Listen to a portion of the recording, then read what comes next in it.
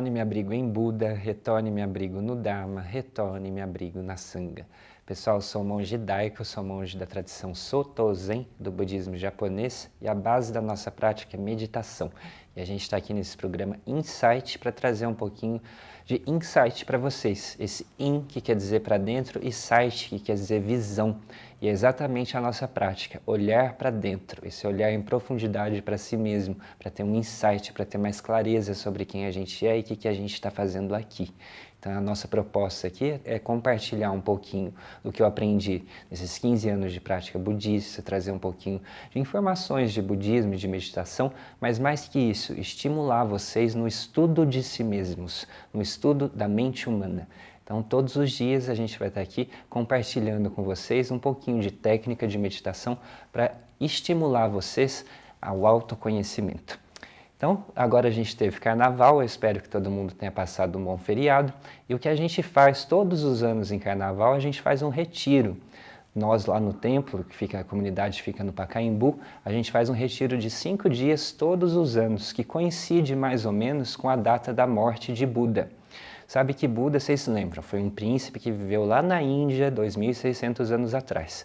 Ele era um príncipe que sai do seu castelo para virar monge, praticar muita meditação, práticas intensivas de meditação, até que finalmente ele tem o que a gente chama sua experiência mística, seu despertar espiritual. Ele acessa a essência da vida através da meditação. Depois ele ensina por toda a sua vida, seus discípulos se espalham por toda a Ásia e o budismo vai se ramificando. O budismo é uma religião muito descentralizada. A boa parte dos países da Ásia são budistas, mas são escolas independentes. A gente não tem uma sede única como o cristianismo tem o Vaticano. Então é uma religião com muitas escolas que chegam até a divergir entre si, maneiras de vestir, maneiras de interpretar, maneiras de praticar os ensinamentos, alguns são mais focados em meditação, outros menos, mas a raiz dessa árvore é sempre a mesma, que é esse Buda histórico que viveu na Índia 2.600 anos atrás. E no dia 15 de fevereiro, a gente comemora o que a gente chama o Parinirvana de Buda. A gente diz que Budas não morrem, Budas entram no Nirvana final, que a gente chama Parinirvana. Sabe que a palavra Nirvana, a tradução literal quer dizer extinguir, cessar. Quer dizer, extinguir as oscilações da mente, que é mais ou menos o que o yoga vai falar, de cessar as oscilações da mente. E algumas pessoas vão dizer, vai cessar a mente, vai parar a mente. Não, isso é uma maneira até ingênua de pensar, porque a nossa mente é incessante. Sua Santidade Dalai Lama sempre fala que a mente é incessante e luminosa. Então não dá para segurar a mente, para aquietar. Uma mente completamente quieta é morte cerebral e não é o que a gente busca na meditação. Na meditação a gente busca abrir a nossa percepção e a nossa consciência, de modo que a mente possa oscilar, mas você não oscila, você fica no eixo. Mas isso não quer dizer que a mente para de oscilar. E através dessa prática da meditação, Buda chegou nesse estado meditativo de total abertura de consciência, de se perceber uno com tudo o que existe, de adentrar essa vida única, que é uma vida só, acontecendo o tempo todo no universo. E a partir disso, ele acessa um estado de tranquilidade, de calma, paz e contentamento, que a gente chama de Nirvana. Nirvana não é uma coisa muito extraordinária, é só uma sensação de estar de bem com a vida. E isso é acessível através da meditação, um bem-estar, uma calma, uma ampliação da consciência, uma compreensão que se aprofunda sobre nós mesmos. É como entrar no mar. No começo a gente vê um tanto de onda, de concha, de peixe, tem marola, tem onda mais brava, onda mais funda, mas a gente, ao meditar, aprende a nadar e a gente começa a ir lá para o fundo, a tomar fôlego e a dar mergulhos mais profundos na nossa própria mente, no nosso próprio ser, até chegar à nossa essência. Então é isso que a prática de meditação se trata, de olhar para si mesmo, aprender a mergulhar dentro de si e acessar níveis de percepção e de consciência mais sutis. Então, algumas escolas budistas consideram que Buda morreu no dia 15 de fevereiro, que coincide mais ou menos com a data do nosso carnaval. Então, todos os anos a gente faz esse retiro, que a gente chama de Sesshin, para honrar, homenagear o nosso professor original, que foi Buda, que viveu na Índia. Então, o que quer dizer Sesshin, retiro? Sesshin tem duas maneiras de escrever Setsu Shin, que é em japonês. Shin quer dizer mente, coração, coração, mente, essência. Vejam que interessante que a palavra em francês para mente quer dizer esprit, espírito. Então, mente, coração, essência e espírito, a gente considera que é uma coisa só. Está tudo interligado. Não tem uma coisa que é minha mente separada do meu coração, separada do meu espírito. É uma só essência que a gente chama de Shin. E Setsu, esse outro caractere que diz retiro, quer dizer penetrar ou organizar a mente. Então, quando a gente faz um retiro, que chama Sesshin, a gente está penetrando e organizando a nossa essência. E o que a gente faz em retiros? Eu ensino para vocês aqui fazer 5 minutinhos de meditação todos os dias. Mas assim como as pessoas que fazem algum esporte, por exemplo, corrida, e vão se especializando, vão treinando, eventualmente passam por maratonas mais intensas de 21 quilômetros, às vezes mais de 40, nós, na nossa prática de meditação, também fazemos maratonas de meditação. Só que é uma prática que não é muito recomendada para as pessoas que estão iniciando. Para quem está começando, a gente recomenda, começa com 5 minutinhos, depois 20 minutos, meia hora, 2 vezes por dia, e assim vai aumentando. A gente tem retiro de 1 dia, que chama Zazenkai, que é encontro para fazer Zazen, Zazen é a meditação, retiros de 3 dias, retiros de 5 dias, retiros de 7 dias, que são geralmente os mais longos, e eu cheguei a fazer um retiro de 1 mês, que acontece num templo lá na Holanda, que são 30 dias de meditação, 14 períodos de meia hora por dia. Então é uma prática um pouco mais intensiva, onde a gente se reúne nos templos e mosteiros, geralmente são 30, 40 pessoas, e a gente passa, o nosso compromisso, o nosso voto é passar todos esses dias em silêncio. A gente só fala as preces, as orações, os ensinamentos sagrados, mas não tem conversa, não tem bate-papo, só orientações mínimas para mostrar onde que pega a água, onde que cada pessoa vai dormir, onde que está a vassoura. Mas não tem conversa, não pode ler.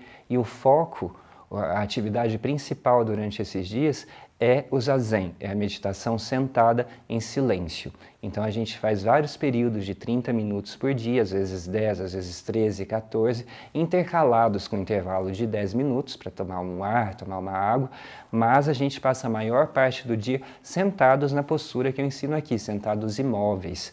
E a experiência que a gente vai ter é muito parecida para todo mundo e que remonta à experiência que Buda teve no seu processo meditativo, porque Buda também se sentou por 7 dias e 7 noites até ter sua experiência mística, seu despertar espiritual. E ele passa por várias etapas, várias camadas do próprio ser, da própria mente, até chegar nisso que é a essência, nisso que é o mais fundo.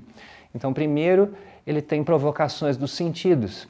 Porque se a gente senta muito tempo, começa a ficar um pouco desconfortável. A perna dói, as costas doem, a gente quer mexer, quer sair. Isso é para todo mundo, mesmo para meditadores experientes, mesmo para monges, o processo é muito parecido. Então, primeiro a gente senta e vai ter vontade de fazer outra coisa, vai ter algumas tentações, né? Sai daqui, vai trabalhar, vai fazer uma coisa mais importante. Buda teve visões sensuais de mulheres muito bonitas, homens muito bonitos que atraíam ele, chamavam ele para sair dessa prática, né? São visões que ele tem na própria mente, do próprio ser. Porque quando a gente para observar a si mesmo, a gente se depara com tudo que existe, tudo que já passamos, tudo que já pensamos, tudo que já dizemos, não só a nossa história individual, mas a história da vida da Terra, da vida humana. Sabe desde quando, sabe-se lá desde quando o nosso DNA está vivo, está reunindo experiências. Então, quando a gente para olhar propriamente, a gente vai encontrar muita coisa. E no começo é agitado mesmo, não é que a gente senta em meditação e já se silencia num estado profundo, meditativo. Não é assim, é um processo gradual.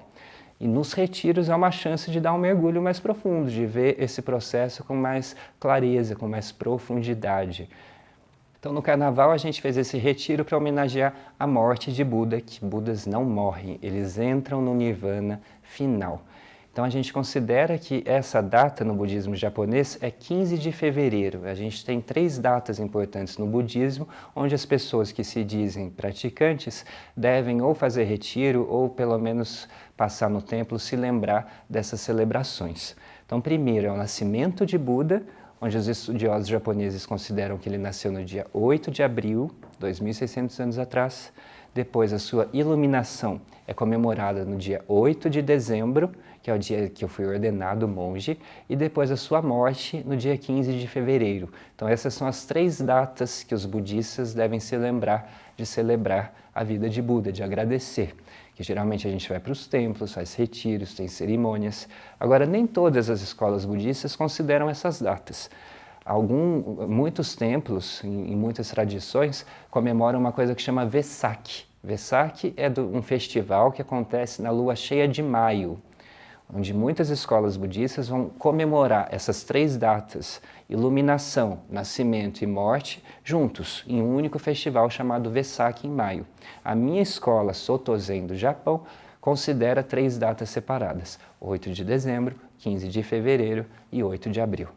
Então, Budas a gente fala que não morrem, eles entram nesse grande nirvana, parinirvana, nirvana final, ou Mahasamadhi, que é esse estado meditativo final. Samadhi quer dizer isso, um estado de não diferenciação entre eu e o universo, onde as oscilações da mente individual se silenciam a tal ponto que a gente consegue experimentar o eu universal. A gente transcende o nosso eu pequeno para acessar, perceber, vivenciar e experimentar alguma coisa que não cabe em palavras, que não é a nossa mente lógica, racional, pensante, linear, mas ao contrário, é a mente que experimenta, que vivencia.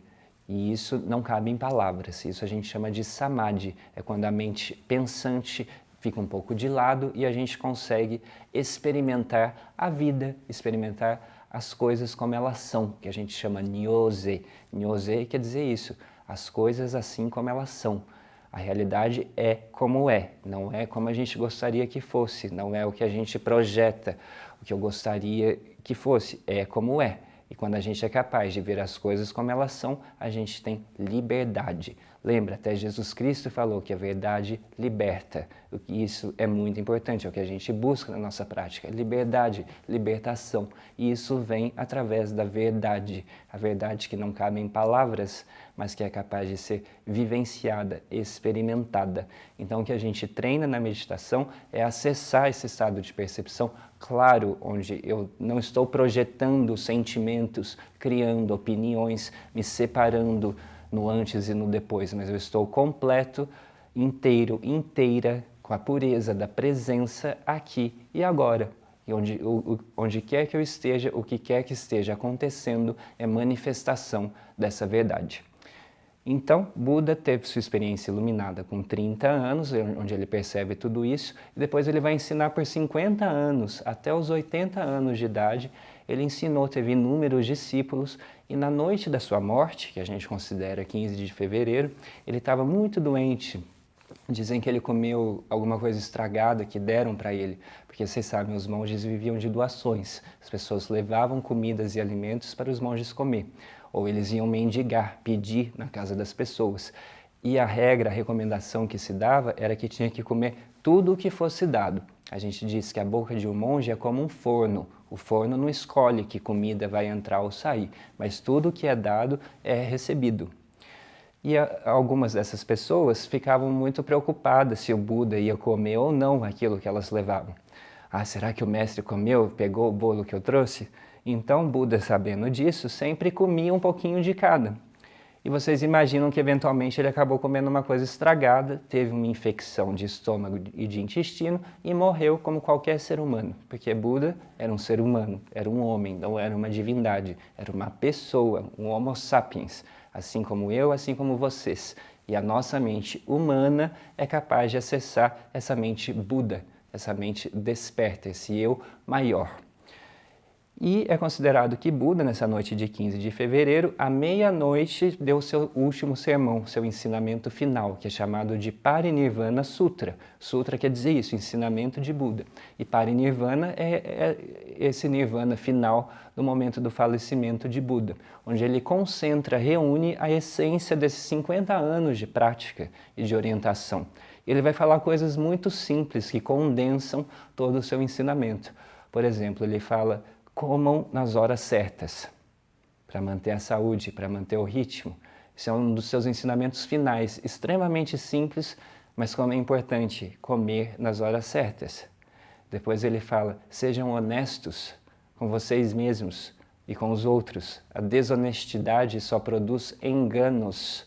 Então isso é uma das coisas mais importantes que ele vai concentrar nos seus últimos ensinamentos. Sejam honestos. Tenham prazer na solidão, na solitude. Aprendam a ficar sozinhos, aprendam a ficar em silêncio e a se sentir bem com isso. Ele fala, uma árvore muito cheia de pássaros pode murchar. Então a gente tem que saber estar com a gente mesmo, ter prazer nesse encontro íntimo de nós conosco mesmos, em silêncio. Não tem gente que não consegue nunca ficar em silêncio, está sempre fazendo alguma coisa, sempre com a TV ligada, com o rádio ligado, porque não consegue ouvir os próprios sons. Por que será? Porque tem coisas muito assustadoras que precisam ser ouvidas, que precisam ser vistas. Então, Buda fala, tenham prazer na solitude, aprendam a ficar sozinhos.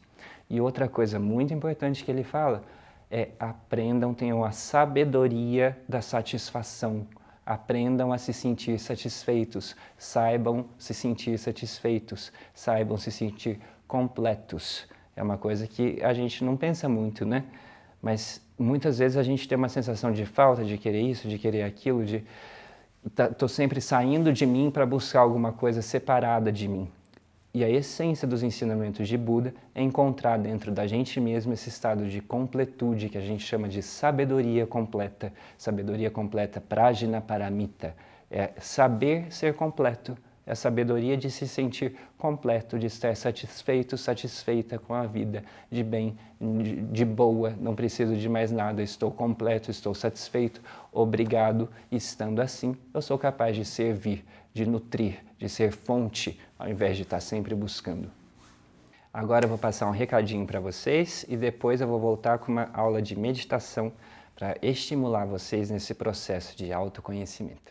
Pessoal, tudo bem? Se você está interessado em saber mais sobre o Zen Budismo, lá no nosso templo, a comunidade fica no Pacaembu, a gente vai estar começando um curso de introdução ao Zen Budismo, que vai começar dia 28 de fevereiro. São 4 meses de aula num formato híbrido. Vai ter aula presencial e aula online, dá para vocês acompanharem de onde vocês estiverem. Vai ter participação especial da monja Koen, que é minha professora, e o curso vai ser liderado por outra monja que chama Reishin.